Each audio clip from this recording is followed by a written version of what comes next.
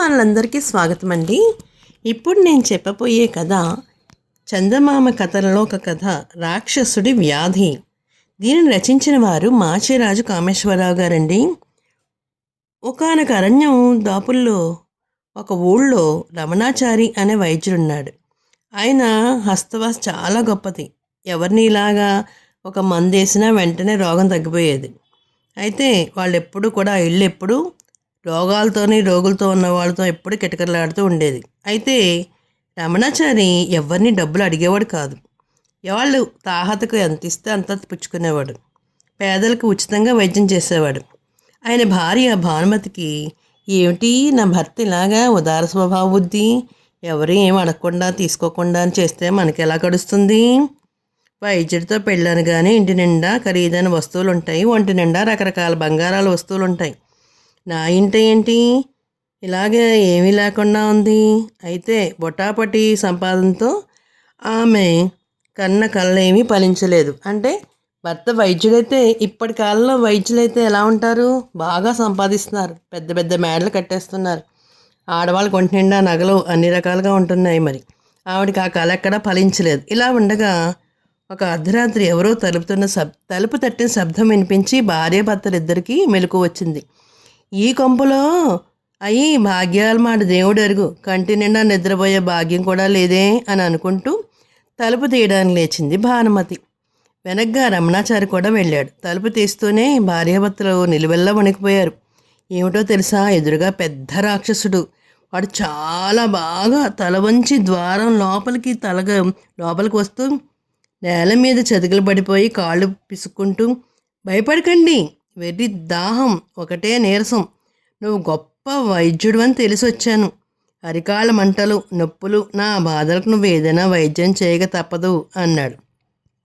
దాంతో రమణాచారికి భయం వేసింది.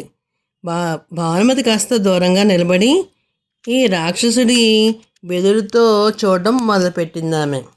అయితే రాక్షసుడికి రమణాచారి ఆవిడికి భయపడొద్దని సాయం చేశాడు. రమణాచారి రాక్షసుడిని పరిశీలించి, నువ్వు వ్యాధి బాగా పెరిగిపోయాక వచ్చావు, అయినా పర్లేదు, నీది అసురమయ్యే వ్యాధి. ఒక నెలల పాటు నా మందులు తీసుకుంటే నీకు మంచి గుణం కల్పిస్తుంది. ఈ మందులు మింగు, ఇంత కషాయాన్ని తాగించాడు.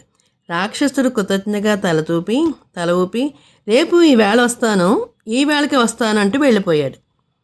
తలుపు మోస్తున్న రమణాచారితో భానుమతి, నీ తెలివి తెలానట్టే ఉంది, డబ్బు కోసం మనుషులు పీడించవు సరే, ఈ బ్రహ్మరక్షగాన్ని ఇంత డబ్బు కక్కమని నిలదీయడానికేవి అని కోపంగా అరిచింది.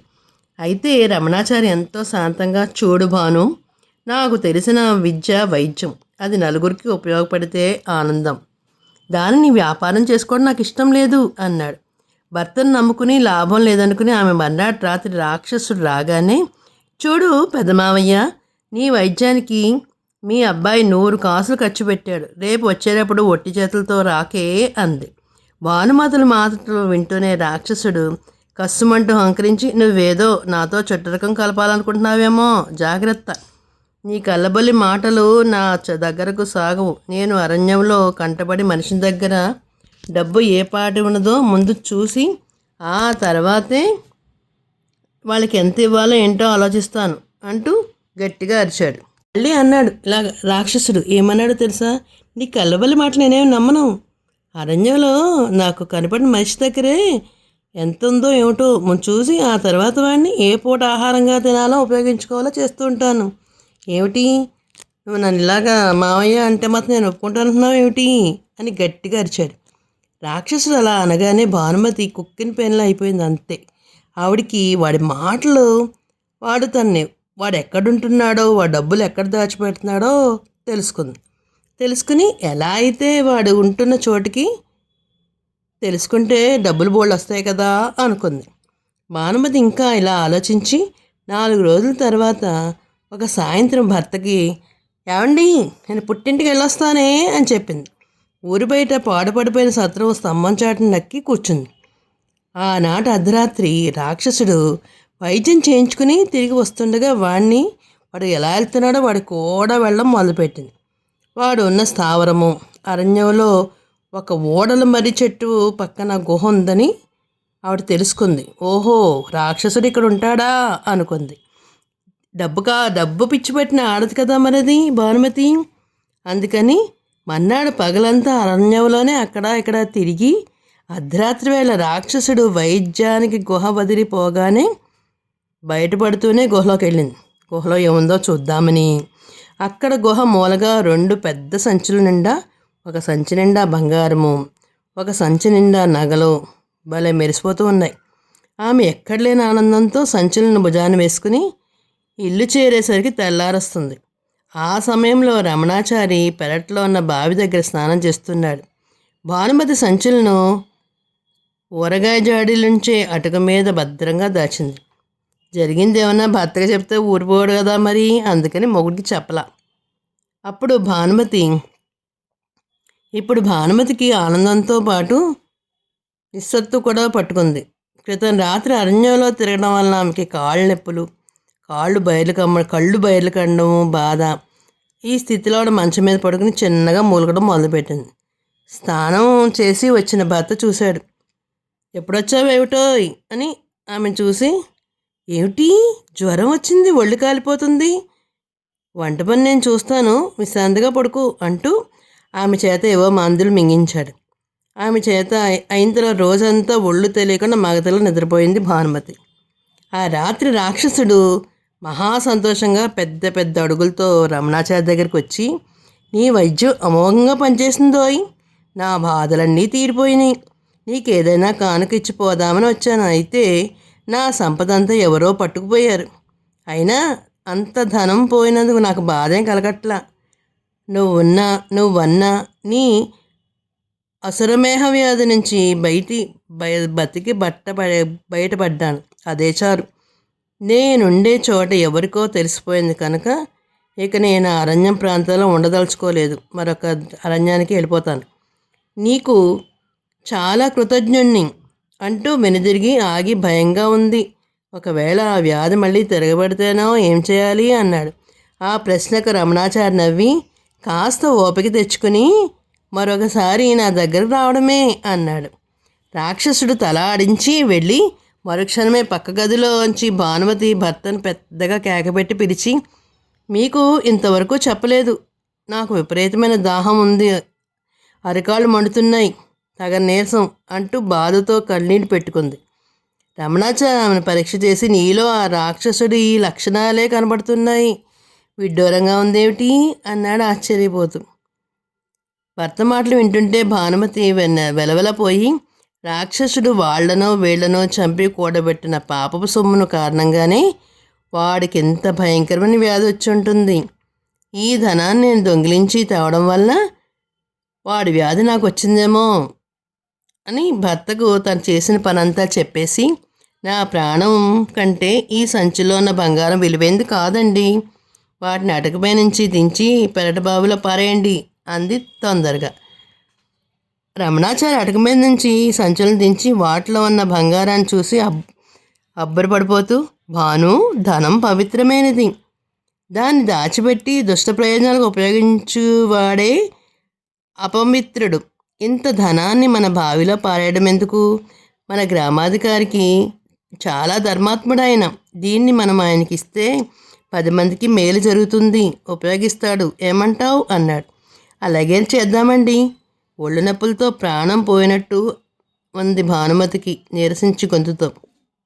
అప్పుడు రమణాచారి భార్య నాడిని పరీక్షించి, ఈ సోకిరి వ్యాధి గురించి భయపడకు, ఆ రాక్షసుడికి ఇచ్చిన కషాయం లాంటిది నీకు ఇస్తాను, తెల్లవారేసరికల్లా నయమైపోతుంది, ఎప్పటిలాగా నువ్వు ఇంటి పని చేసుకోవచ్చు అంటూ భానుమతికి వీపు తట్టి ధైర్యం చెప్పి కషాయం చేయడానికి పక్క గదిలోకి వెళ్ళాడు.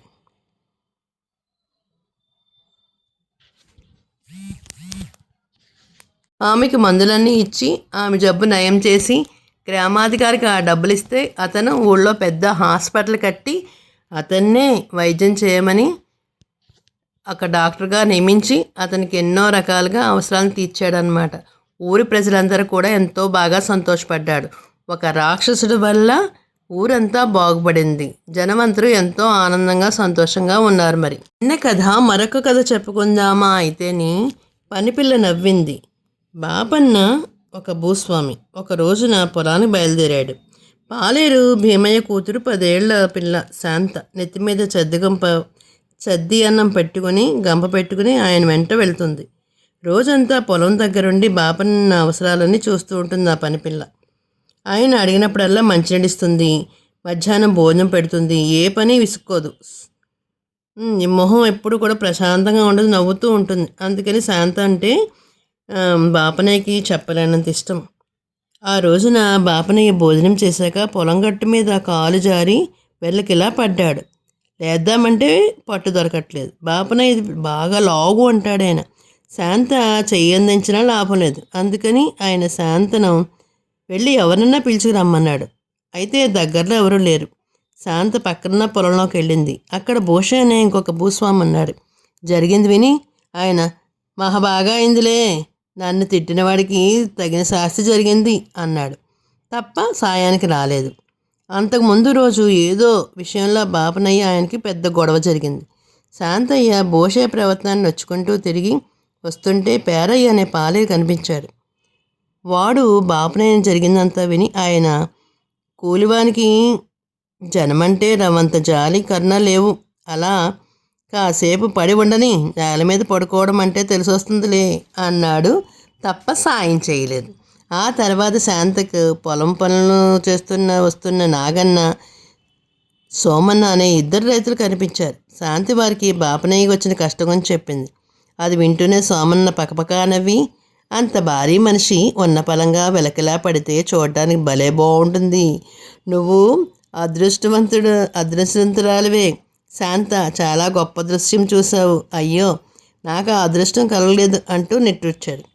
నాగన్న మాత్రం సోమన్న మందలించి శాంతతో బయలుదేరి వెళ్ళాడు. అప్పటికింకా బాపనయ్య వెలకిలా పడే ఉన్నాడు. నాగన్న ఆయనకి చేయవలసిందంతా అతి కష్టం మీద లేవదీసి అతన్ని, తమకు వయసుతో మీరుతుంది, తోడు లేకుండా పొలానికి రాకండి బాబు, రోజులు బాగా లేవు, ఉపకారం బుద్ధి నశించిపోతుంది. నేను మీ శాంత ముఖంలో పుట్టెడు దిగులు చూసి జాలిపడొచ్చాము అంటూ అంతవరకు శాంతకు జరిగిన అనుభవాలని చెప్పాడు. బాపన్న శాంతం వైపు చూస్తూ, నిజంగానే ఇది సర్వం పోగొట్టుకున్న దానిలా కనపడింది. అయినా దాన్ని ఓదార్చుతూ, నాకేం కాదులే, ఊరికే, భయపడకు, ఇక ఇంటికి పోదాం పద అన్నాడు.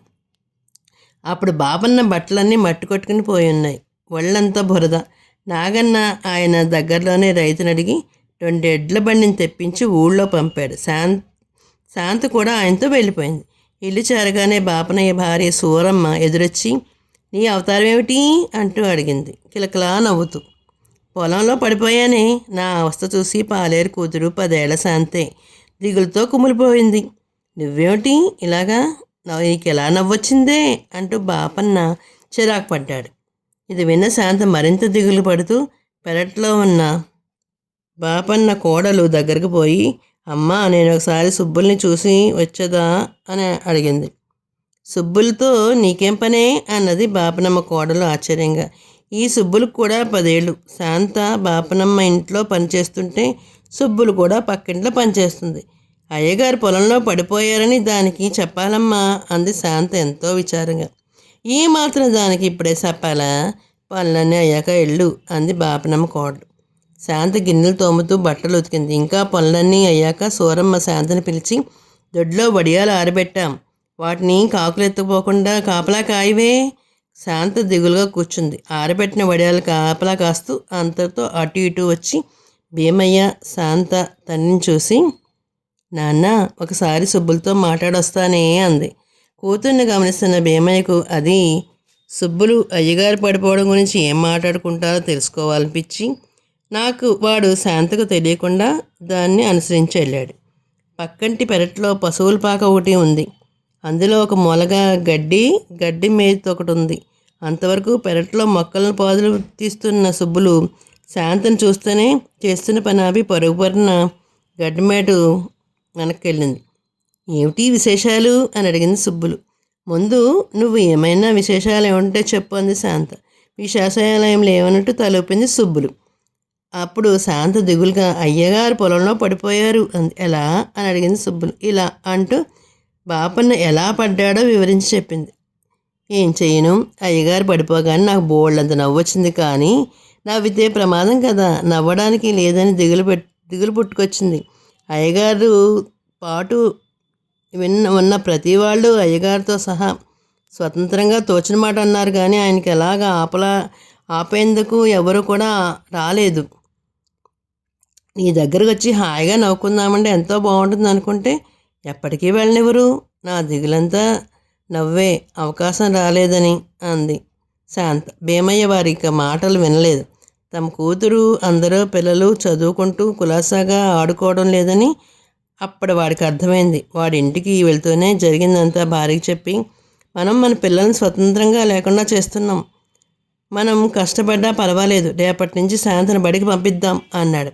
ఆ తర్వాత కొన్ని రోజులకి శాంతే కాదు, అందరు పిల్లలు కూడా చక్కగా బాగా చదువుకుని మంచి పేరు తెచ్చుకుని గొప్ప విద్యావంతులయ్యి ఊరికే గొప్ప పేరు తెచ్చారు.